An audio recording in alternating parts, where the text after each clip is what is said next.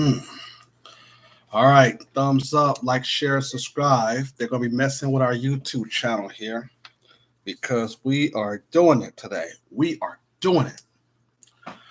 Thumbs up, like, share, and subscribe. Like, share, and subscribe, people. Of course, they always call us superior, you know, conspiracy theorists. They always say that. Oh, you're a conspiracy theorist. You this and you that. Oh man, don't listen to these folks who call people conspiracy theorists. Also, be very, um, sus. Be very eerie and always watch when people use the word conspiracy theory. Be very worried, especially as a black person, because the white supremacists like to hide behind lies and manipulation.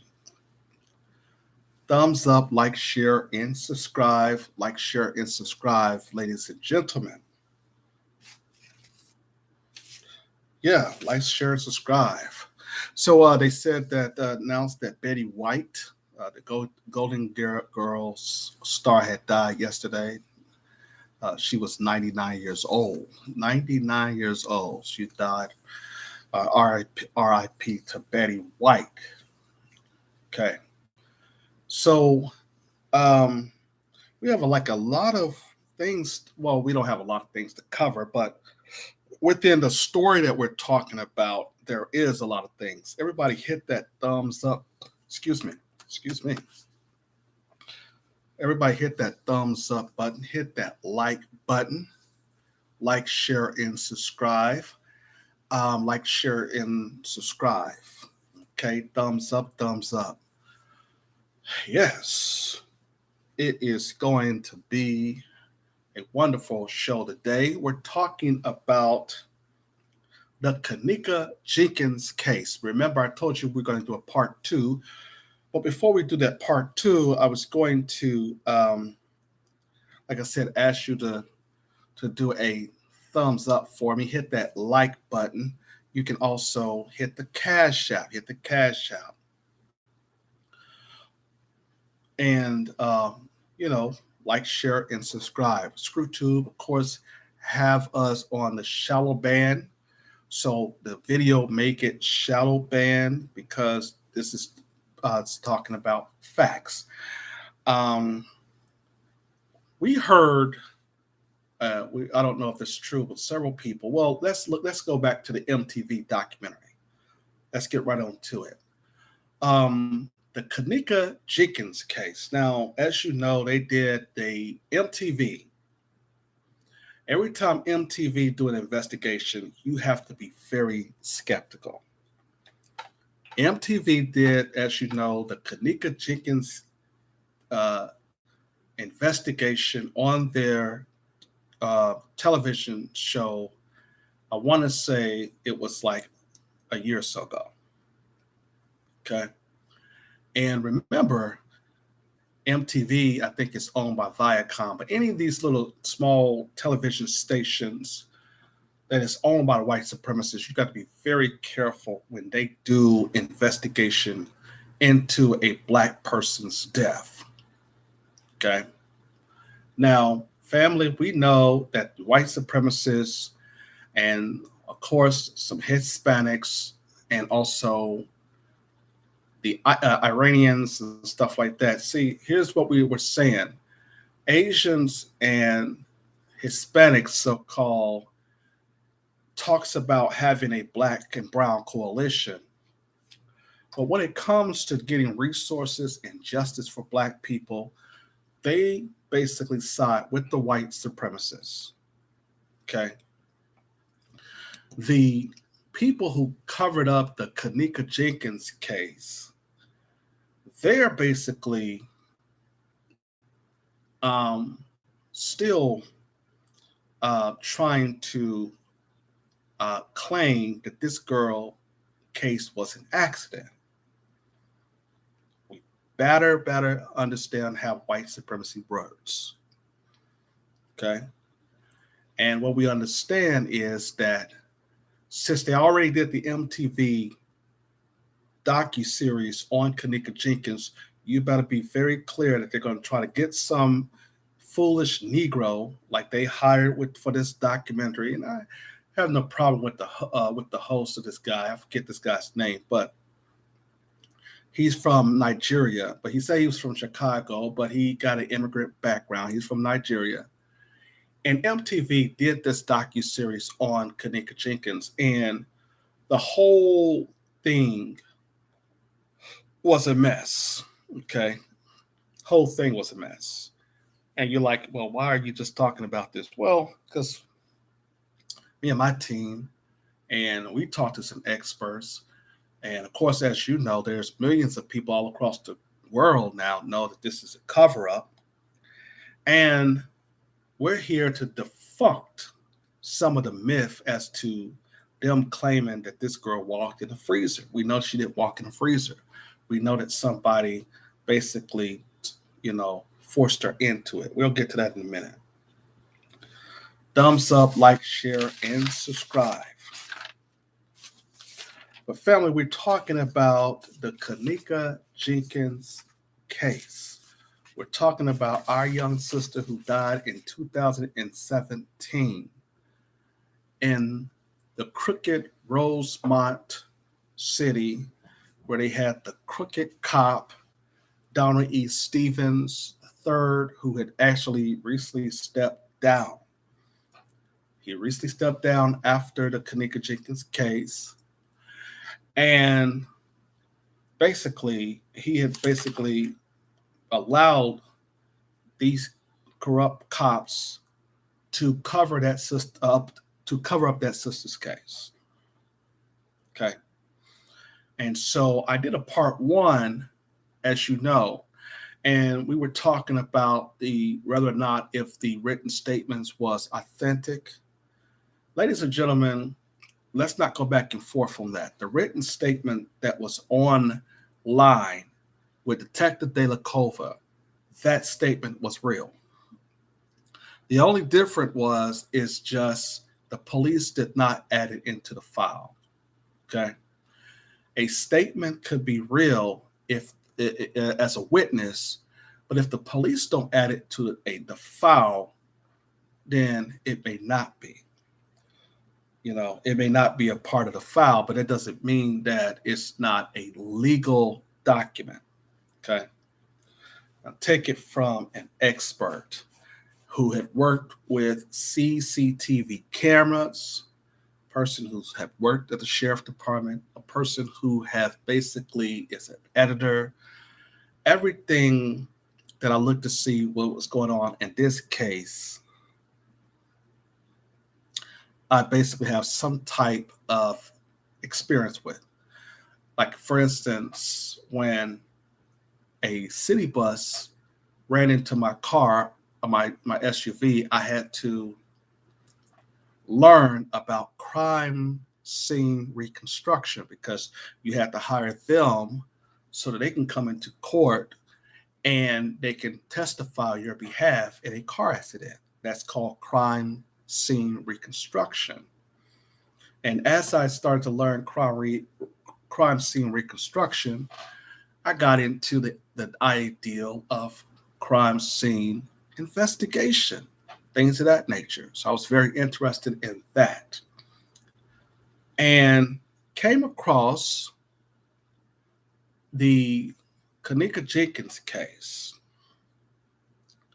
and looking at what was going on at her investigation.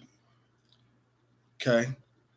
Now, the thing about this is the white supremacists have been they have been on the defensive. The white supremacists have been trying to scare us, but folks, we cannot get scared. You see, George Floyd should have been the last straw that we know who is behind this global criminal enterprise that we call America. We should not be scared to basically speak truth to power. And right now, the white supremacists have, my chat room with Love Face, XYZ, all this stuff, online strip without clothing. See, that's them trying to scare us, trying to scare me. But as you know, I'm not afraid of the white supremacists. Okay. See, when you have God on your side, you don't fear anybody. Okay. And we'll get to Joel Comm in a minute. We'll get to all of these other people from IBM. We know who all these guys is. See, they don't have the corrupt Paul Manning and all these other folks to help them right now. The billions of dollars that the family who we basically know that helped to finance Kenneka's death and murder, they don't have them over here now. Okay. We'll get to all that in a minute. But family, the ideal here is to basically, because we have to basically understand how white supremacy work. Neely Fuller taught us that white supremacy liked to take both sides of an argument. And he was not wrong about that. He was not wrong about the fact that white supremacy liked to take both sides of an argument. Okay. And so when we talk there about the Kenneka Jenkins case, family, we can't have fear of these people, because the problem when we start getting fear of them, then we start basically losing out. We want people in jail for killing us. And so when we get scared of white mommy, white daddy, they come over here. They allow other people to come over here to kill us or to then harm us and to open up our borders. Then they're basically making it clear that they don't want no protection for Black folks at all. Okay. So we basically have to speak on this. Thumbs up, like, share, and subscribe. So let's get into it. Kenneka Jenkins case, of course, happened in September, I think, of 2017. And for what we understand is they're trying to make if they made a movie like they did Tupac Shakur's film, if they made a movie, there should be a certain types of things that should be in the movie that if it's not in the movie, we should call it suspect. Now, remember, they were basically trying to scare us. They had basically was behind Zach TV murder. The crooked cops down in Rosemont, they basically went in and they destroyed all of his house. They went to try to find the videotape. They basically murdered him, had him set up at that club. And the white supremacists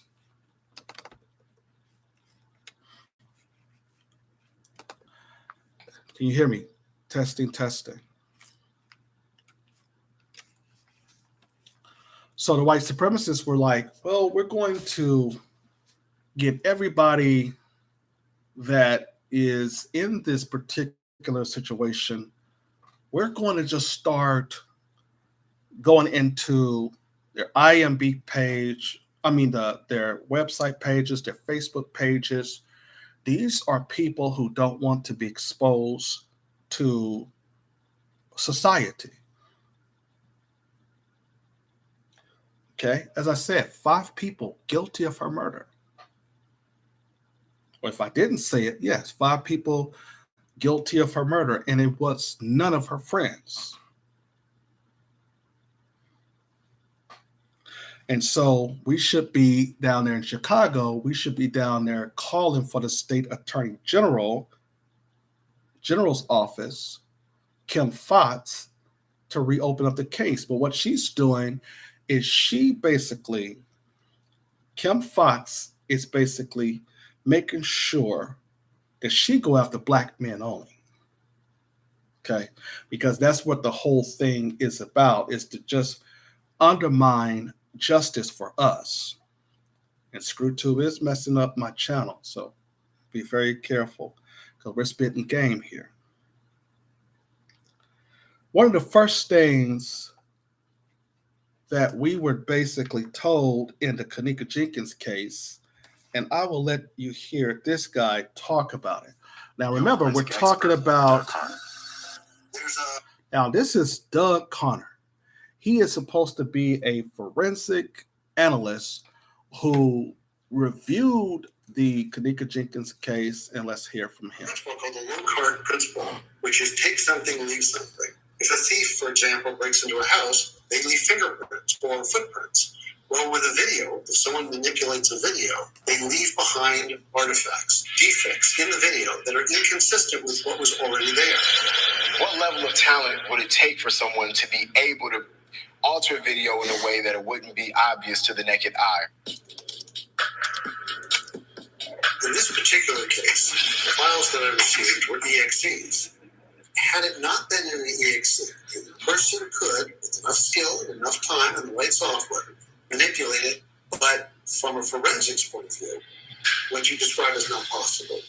Even if someone was able to export the video into some other format, they then have to get it back into the EXE, and there is no tool to do that. There is no known example, ever, of anyone being able to alter this kind of video without it being detectable. These are trustworthy recordings. Okay, now. All right, now, see, and this is the reason why you don't have MTV doing documentaries. He said that the files he received were EXE files. Okay? The files he received were EXE files. All right, number one, who sent him these files? And number two, he got off the subject. Okay? There's a difference between EXE files and folders versus you editing a docuseries from a video.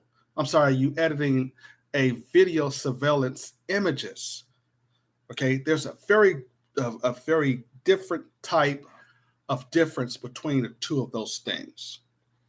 Okay, first of all, what he did not ask, or did not say rather, is that you have to have a security system.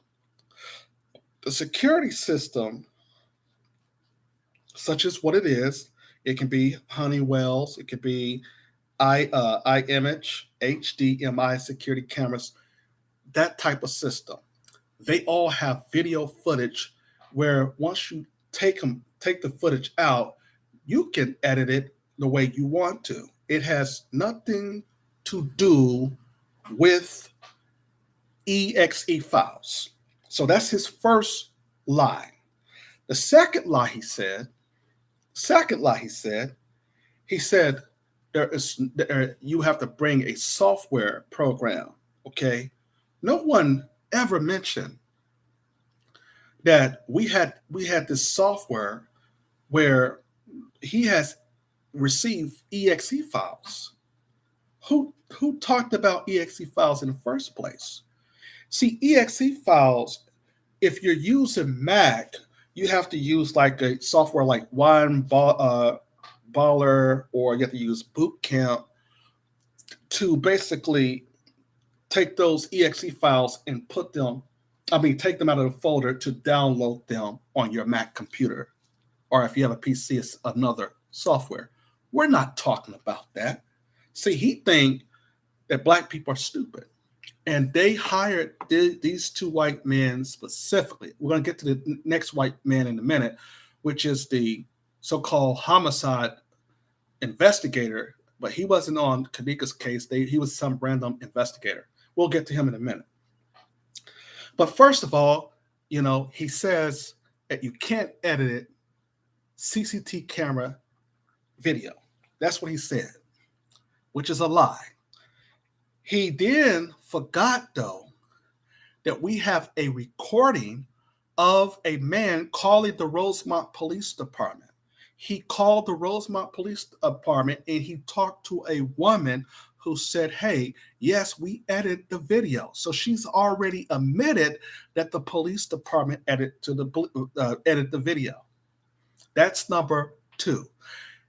The Rosemont Police Department's dispatcher had already admitted that the video was edited because she said in her own words that it was a lot of footage. And I'm pretty sure, as she said, is that you just can't have a lot of footage and just, taking it out there.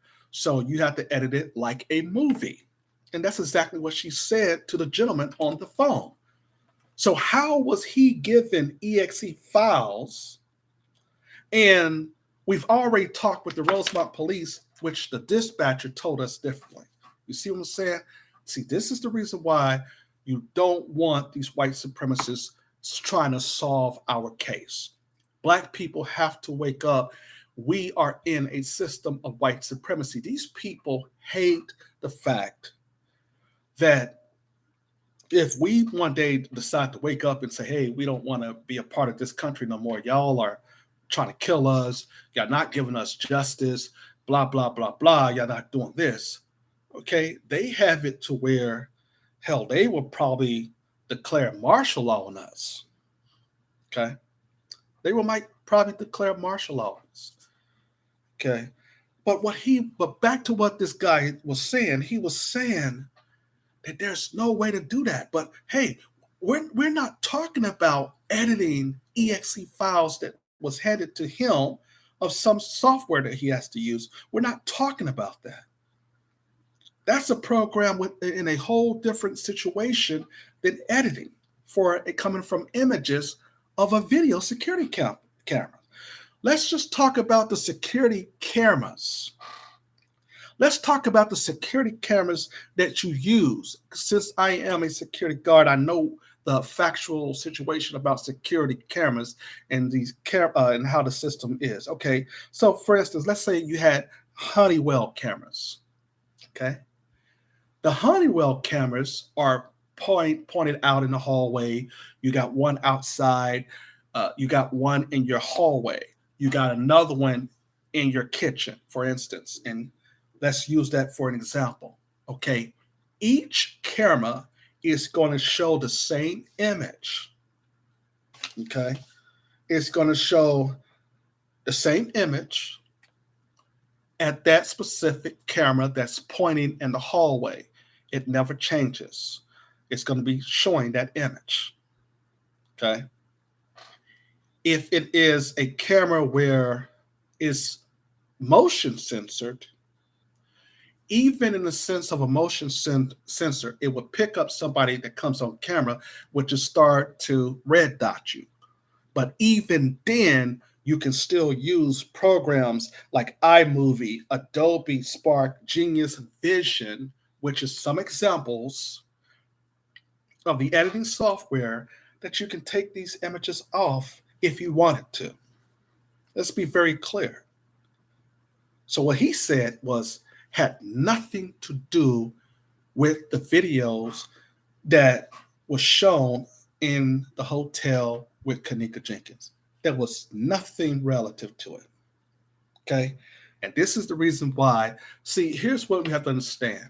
See, after George Floyd's death, we have really came to the end of really trusting the police, because we are finding out that the police have a lot of white supremacists in their organizations. We're finding out that, man, that there is white supremacists and gang members, Hispanic gang members who also don't like black folks. We're finding out they're getting all these people from the border and inside there, because, most Hispanics, they classify as white too. But we're finding out that they basically have a hatred, and some of their initiation is to kill black people. Okay? Thumbs up, like, share, and subscribe. Get our lights up here. So he said, first of all, he says that he received EXE files, okay?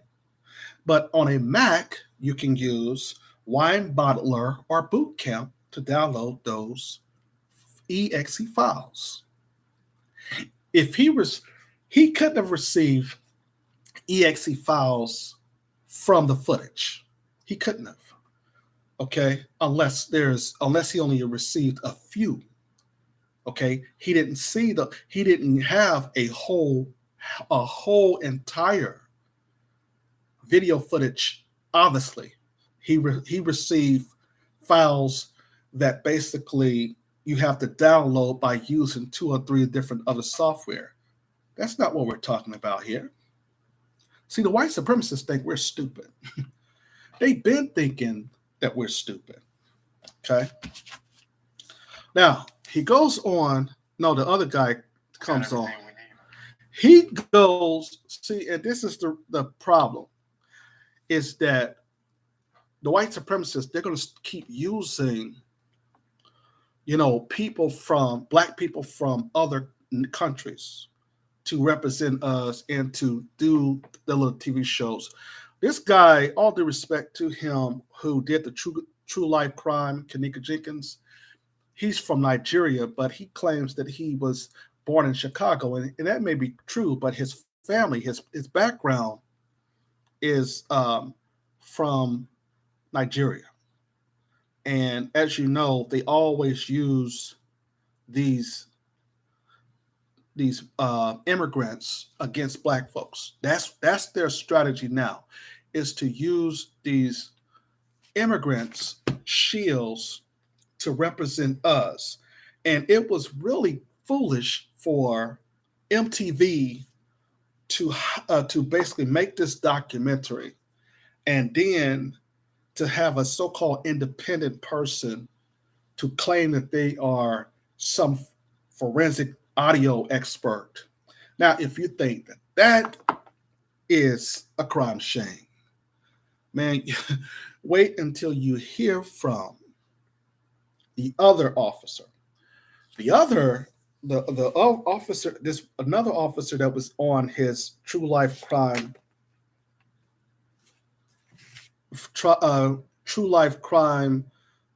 drama on the Kenneka Jenkins case for MTV was a guy by the name of Paul Celino. Okay, he's a crime scene investigator. I want y'all to take a listen to him. When there's an alcohol element, right? The only reason we heard about this one is because of social media.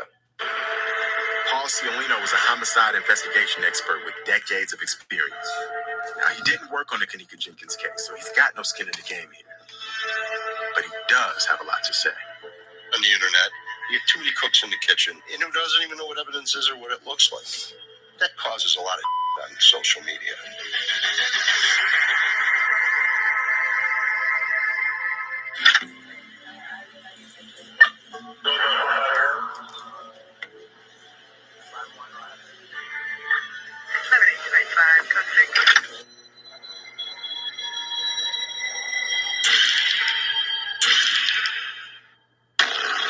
According to Paul, if Kenneka had any altercations before she died, we'd see evidence of that in the dozens of crime scene photos released by the Rosemont Police Department. Her underwear's intact. There's no bruising.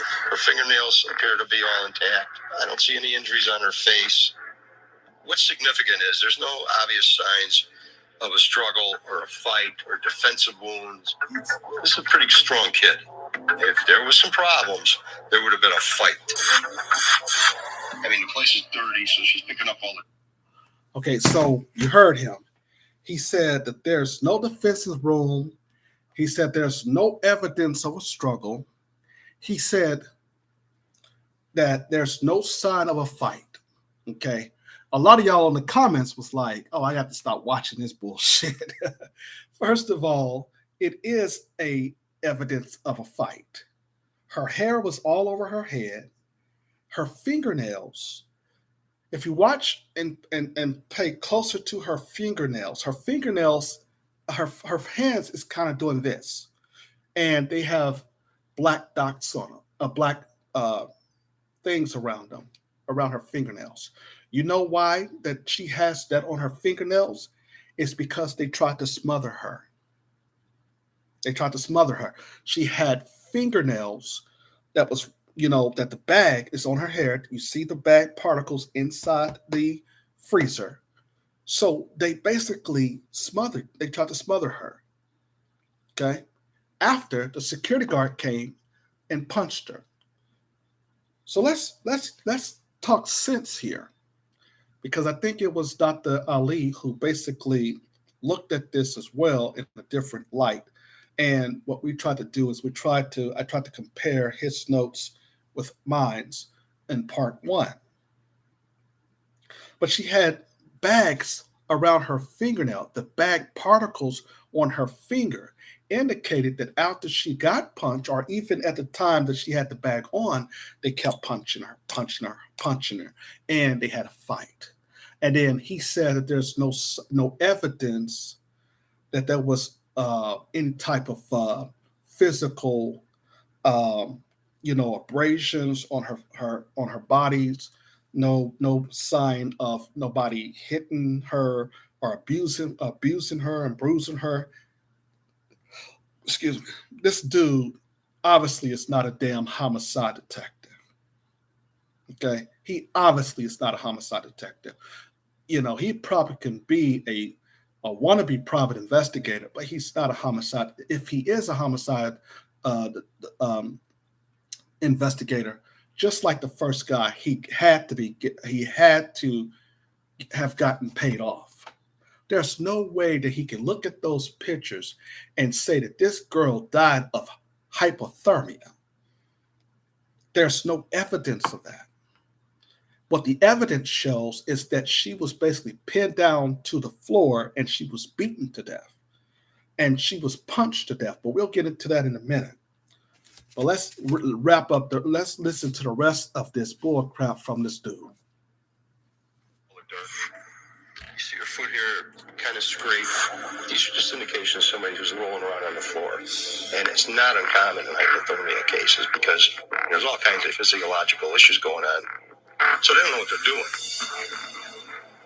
There's nothing that would indicate she was attacked by someone.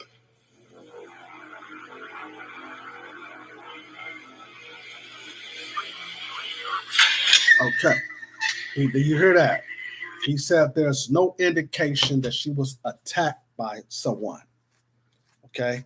Let me tell you that when, I talk to a lot of private investigators, police officers here in Georgia and other places, even on the phone and other, and different, friends that I know who have friends who are police officers and other people who even have families that have private investigators in there, forensic experts. All of them are saying the same thing that I've already said in this case.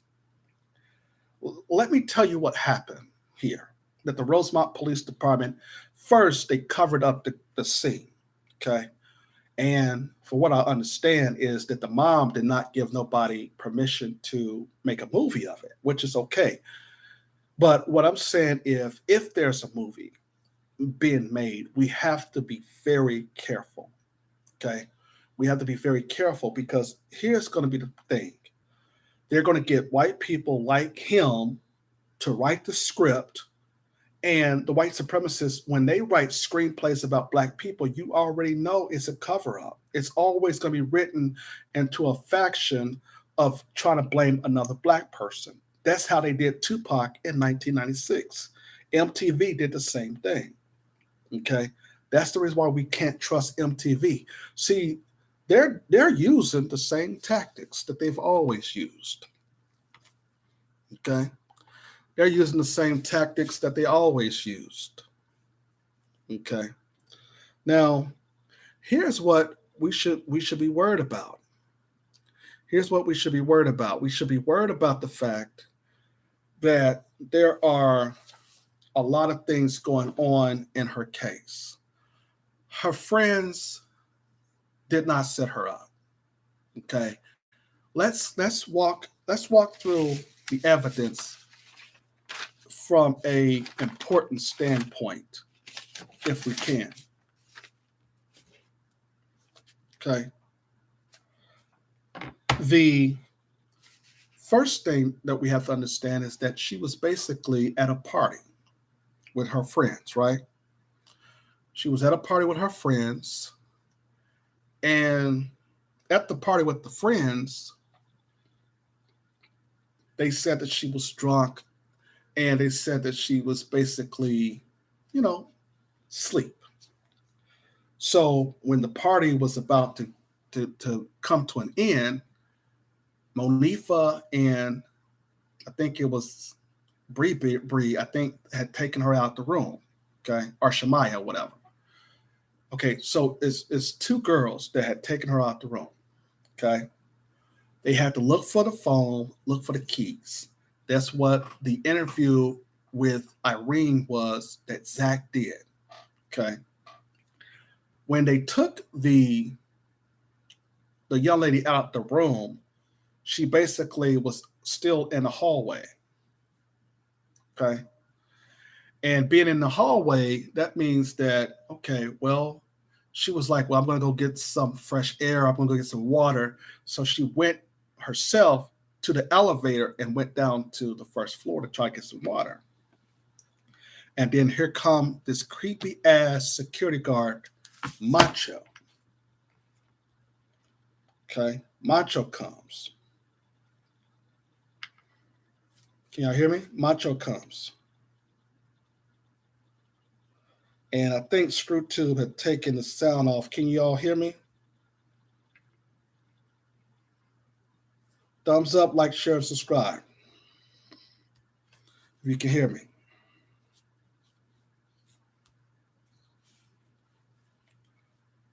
Okay, the security guard shows up. Now, Macho was basically very creepy. And people have been talking about him as well. He basically was from Iran. He was an Iranian. And as him being an Iranian, his grandfather had told him to come over from the U.S. The grandfather came over and said, hey, you can go over to the U.S. and you'll be able to work in the hotel as a security officer, okay? So Macho, the security guard, is now working in the hotel with the other guy, okay? So if he's working as a security guard, he's looking at, as you know, a lot of supposed people, females who are prostitutes, and he thinks that Kenneka is a prostitute. So he's basically trying to come on to her. And as you saw that report that I showed you in part 1, then you will know that that report was not false. Thumbs up, like, share, and subscribe. Okay. Let's go and see if we can find this guy. They tried their best to erase him from the internet. They were trying their best. They tried their best to erase him from the internet. But Zach TV, hold on, let me go to Zach page. Zach has him. Let's see. But Zach has him on a YouTube video. And he has him on there as creepy as hell as he is. Okay. So now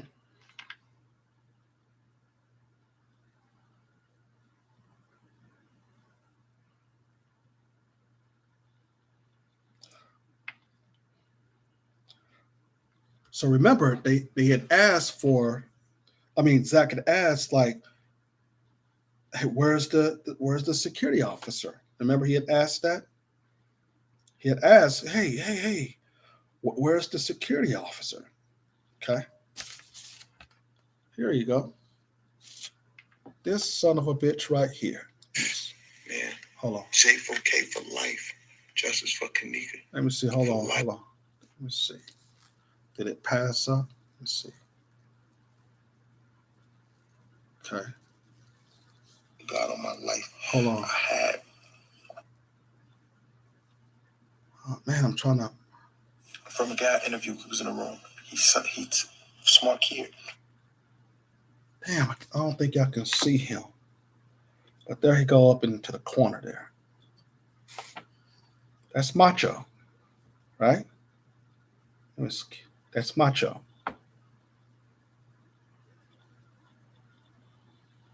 Okay. That's Macho. That's the security guard. I think he's from India. He's from India.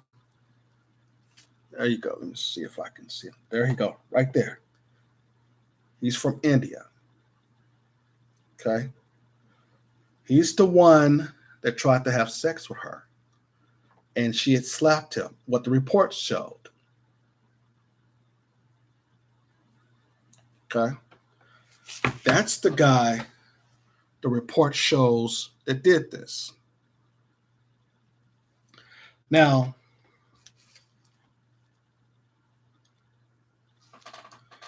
when you look at what happened, so she's down there in the free, so she basically leaves. Now, let's go over who Macho and the other security officer is. Okay, so what we understand is that their family is from Iran.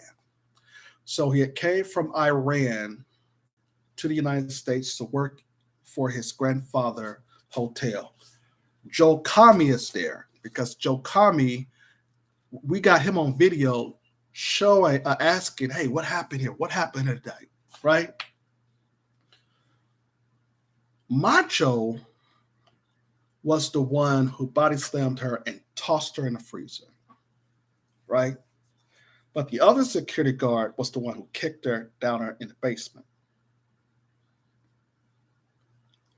So if you're going to make a movie, make sure that you talk about the grandfather. The grandfather is the former head of Iran, former president of Iran. The security officers were sent over from Iran to come and be in the hotels, to work at the hotels.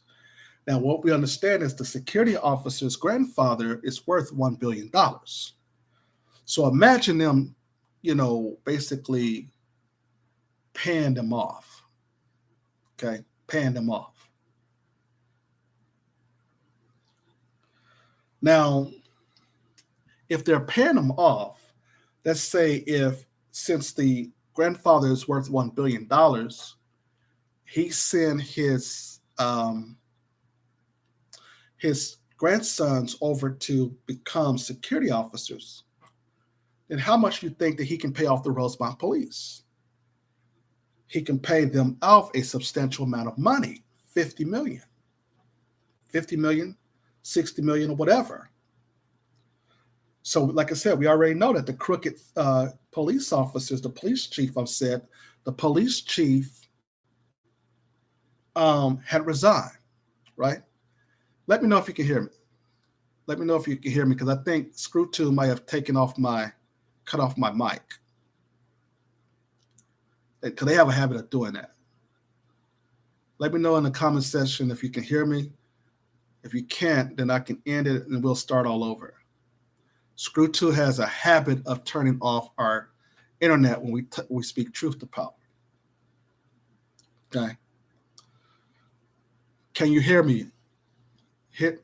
Write a comment if you can hear me. Yeah, Screw 2 have a habit of turning off our sounds and all that. Oh, they know that. You see, they be like, oh no, there's nobody watching your videos, nobody doing that. Yeah, it's somebody watching your videos. And they basically do not want the public to understand what's really going on. And that's why Black people, we have to wake up. Okay. So the grandfather had sent his grandsons over to the United States from India, which is in Iran. They came from Iran over to the United States to become security officers. Okay. And so they were working at the hotel that Kenneka had died in because the grandfather had owned several hotels. Okay. And a few of them were in Chicago or in Rosemont. Now, for what I understand is that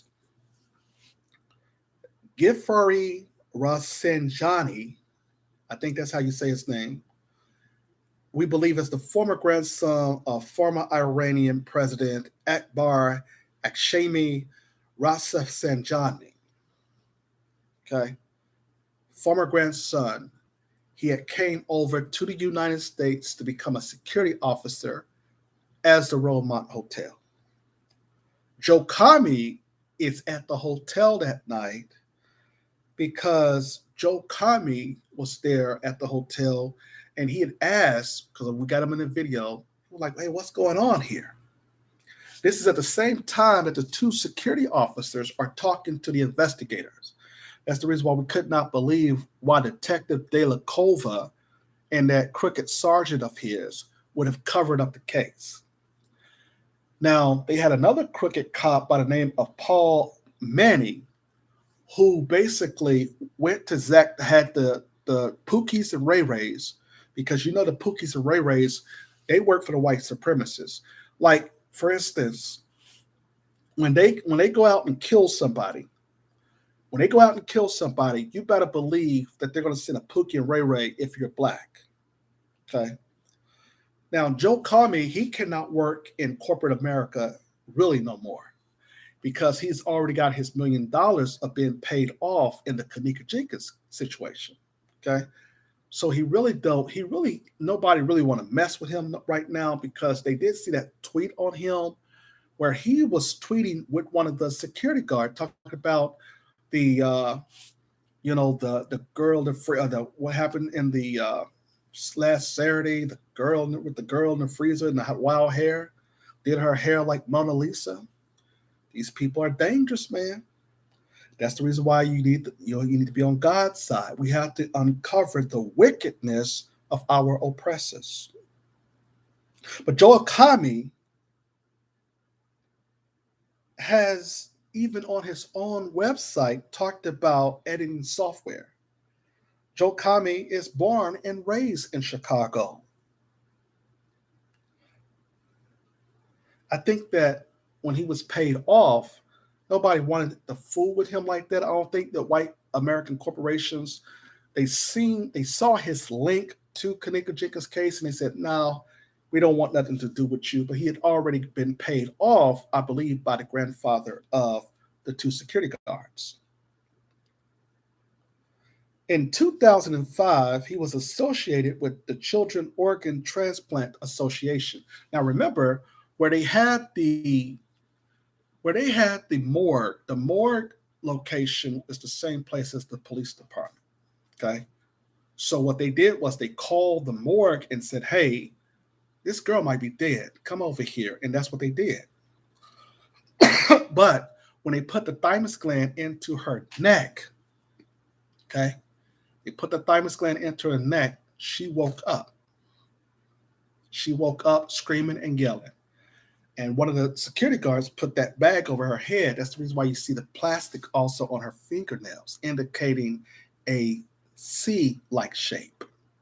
Okay? You have to expose these corrupt fools. Okay? Like I'm not worried because I got God on my side here. We expose the corruption. Now, we understand that the grandfather is now deceased. Okay? So Macho goes down there and he sees her. And she says to them, according to report, hey, y'all down here smoking that stank shit. Okay? So he picks up her, he body slams her, and then he picks her up again and he throws her in the freezer and he locks the door behind so that she can't get out. Okay. And then, according to the report, they go upstairs, and she, of course, I think, fall asleep in the freezer. Now, if you look at how she fell in the freezer, you'll see that there is a bag, a particle on the freezer right next to her body. There's abrasion on her feet, and this investigator is going to say that there's no sign of a fight. Her hair was sweaty. That means that her hair was in a plastic bag, indicating that they tried to smother her, like I said also. Now, in addition to that,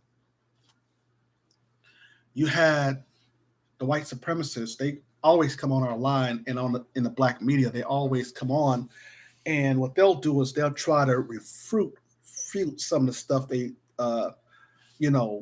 what we say, because now we have become accustomed to what their whole agenda is. Okay.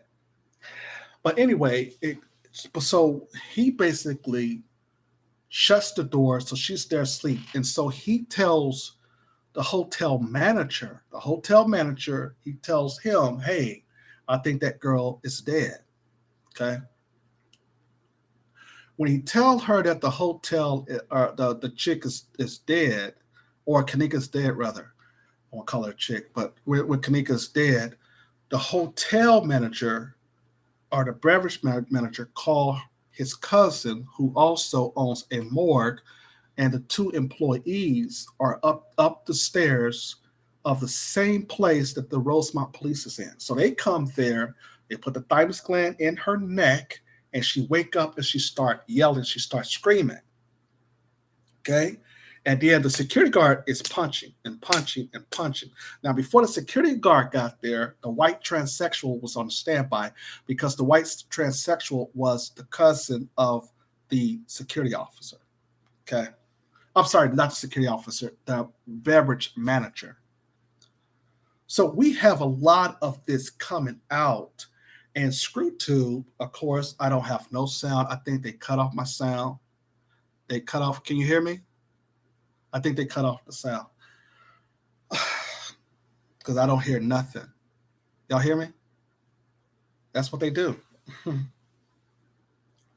So if they did cut off the sound, we're going to redo it again until we might just be able to do a voiceover, and I'll let y'all know where that is, or Anchor, possibly. So y'all have that so y'all can listen to it. But ScrewTube is known to do this, because they don't like the truth getting out there. So while they in the freezer, she's basically didn't die of no hypothermia like they claim she did. She had abrasions on her teeth, and they punched her, abrasion on her teeth. So that's an indication that she was assaulted here by the security guard, Macho, and the other security guard came and punched her and then smothered her, and then boom, she's knocked out again. Okay. And so therefore they killed her right there. At the same time, they're telling her mom she has to leave because she's disturbing the peace. And so therefore, that this is a huge sacrifice for them to do it, because now it has exposed what we've been saying about these white supremacists at these police departments all the time. So if they do a movie, ladies and gentlemen, and they don't show the two sons coming from Iran over to the United States because the grandfather said, hey, y'all can work in my hotel. If they don't show that part, it's a bullshit movie. In addition to that, the grandfather, as I said earlier, is worth $1 billion. So it's nothing to him to give $50 million, because what we understand is he didn't want his grandson to go to jail. Okay. But we have some recommendations down there. We put them down there if we do get a docuseries or a movie. But we have some recommendations that we put down there on our YouTube live. I know ScrewTube is going to destroy it. It's only going to have 27 minutes. But what we recommend is that the mother the first thing that the mother has to do is she has to change the police autopsy, the police report, or the autopsy report. Change the autopsy report first. Recommend that the state attorney general reopen the case, and then the FBI should do an overhaul of the Rosemont Police Department. There should be some black folks working there. You understand? And so that's the reason why we can't trust a black and brown coalition, because these people, man, who are saying that there's a black and brown coalition, I don't see it. But shout out to that former police officer. He really dropped the ball. He was saying that they basically have been known to cover up these cases where they engage in cover up, and then they labeled them an accident. So they've been known to do that. Okay. So yes, we're demanding that the FBI do an overhaul of the Rosemont Police Department. We recommend that the state attorney general reopen up the case and found all five of them guilty of her murder. The mother must get, like I said, the autopsy report changed. She must get that report changed, because if she gets it changed from accident to murder, then that means there's a further investigation. Okay.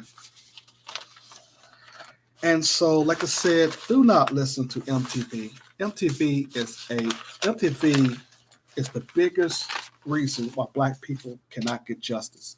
These television shows are not designed to help us. The white media has basically been lying. They've been destroying our content. They have been so desperate to basically not get us to wake up, because they know that we're not like the old civil rights generation.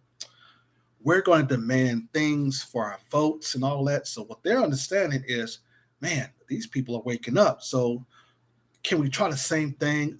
No. But we have to defunct what these people are doing. Okay. Thumbs up, like, share, and subscribe. We have to be able to understand that. Okay. So yes. All right. So remember, if it doesn't not play, I am going to do another video. Like I said, we're going to record it. We'll put it on Anchor. We'll put it on Spotify.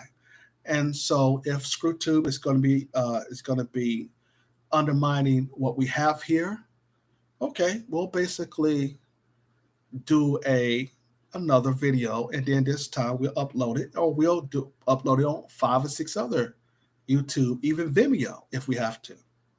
Okay. Thumbs up, like, share, and subscribe.